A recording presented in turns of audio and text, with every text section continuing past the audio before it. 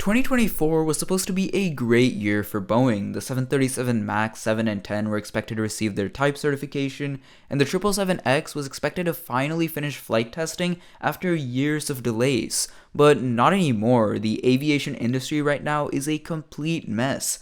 Unless you've been living under a rock, you would have noticed the unusually high number of incidents involving planes happening lately, from door plugs falling off to engines catching fire, and even the most recent one where a pilot temporarily lost control of a LATAM Airlines Dreamliner, throwing unsuspecting passengers to the ceiling and injuring 50 people.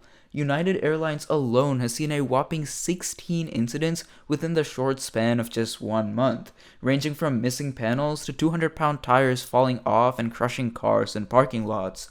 Of course, many of these incidents are currently being investigated, so it's still too early to tell who's really to blame here. But considering that Boeing just failed 33 FAA safety audits, this news does not bode well. Although some of United's incidents may be unrelated to Boeing, it's still worth mentioning because 16 incidents in a month is actually insane. United, if you're watching this, you guys got some serious work to do. Anyways, back to Boeing.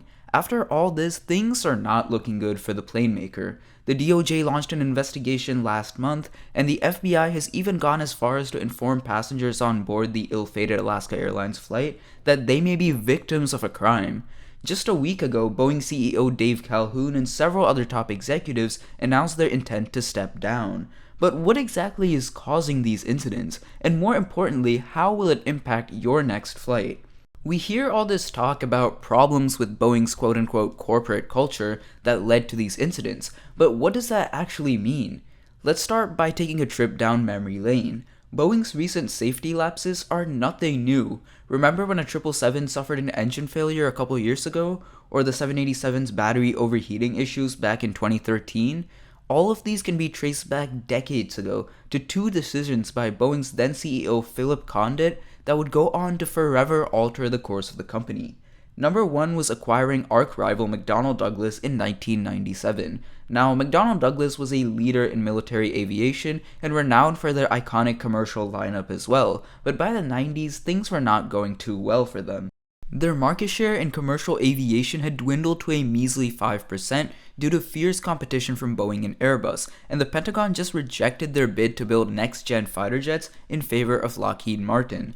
On the other hand, Boeing was struggling to keep up with airlines' orders and didn't have much of a presence in the defense sector, but by merging with MD, Boeing gained both new production facilities as well as expertise in building fighter jets. However, rather than being run by their own engineers who had years and even decades of experience designing and building some of the best airplanes in the world, the new Boeing was run by former McDonnell Douglas executives whose biggest priority was cutting costs and maximizing profits. Ironically enough, these were the same guys who were in charge of MD during its decline. Engineers often joke that McDonnell Douglas bought Boeing with Boeing's own money. After the merger, Boeing decided to move its HQ to Chicago, far away from the company's decades-long home of Seattle, where their production facilities are still located to this very day. This effectively separated Boeing's top management from its engineers, and in 2022, Boeing would further relocate its HQ to the DC suburbs, nearly 3,000 miles away from where its planes are actually built. These decisions fundamentally changed Boeing's culture from one of engineering excellence into one of maximizing profits, and to achieve that end, Boeing dramatically changed the way its planes were built. Throughout much of its history, Boeing designed most of its aircraft components themselves and just got the most basic parts from their suppliers. But starting with the development of the 787, Boeing began paying specialized firms to design and build aircraft parts instead. Now, this approach was intended to benefit them in a few different ways. A, specialized firms could build parts quicker than Boeing could, speeding up production. B, these companies, especially foreign ones, could build aircraft components at a much lower price. And C, all Boeing had to worry about was assembly, or so they thought. To say this approach backfired would be an understatement. When developing the Dreamliner, Boeing outsourced 70% of the design and engineering to subcontractors. Had this worked, the development cost of the 787 would have been 40% cheaper, going from $10 billion to only $6 billion. But what Boeing failed to take into consideration were all the challenges caused when trying to assemble separately designed aircraft parts. As a result, the company was forced to send hundreds of engineers to its various subcontractors and basically redesign the entire plane, causing unprecedented delays. This ended up making the Dreamliner more expensive to develop than it would have been if Boeing had just designed it themselves. Fast forward to today, issues with suppliers continue to cause problems for the plane maker. You see, Spirit Aerosystems, Boeing's main fuselage supplier, was hit pretty hard during the 737 MAX groundings, but by the time the MAX returned to the skies, the company had lost a lot of its talented workers. Yet Boeing still expects them to make about 2 fuselages per day, meaning a total of 10 million holes need to be bolted, fastened, or riveted every single day. So something as seemingly insignificant as 4 missing or improperly fastened bolts is easily overlooked or ignored. Essentially, Boeing went from designing and building new innovative aircraft to assembling aircraft components designed and built by their subcontractors, and having little oversight over how those aircraft parts are being made.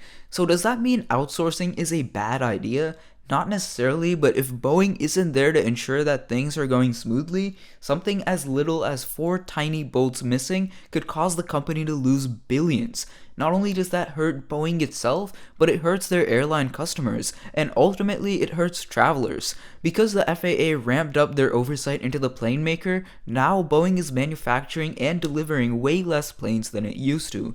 This means that airlines don't have enough planes to meet growing passenger demand, so you will be forced to pay more for your next flight. At the end of the day, despite all of Boeing's struggles, flying still remains by far the safest form of transportation.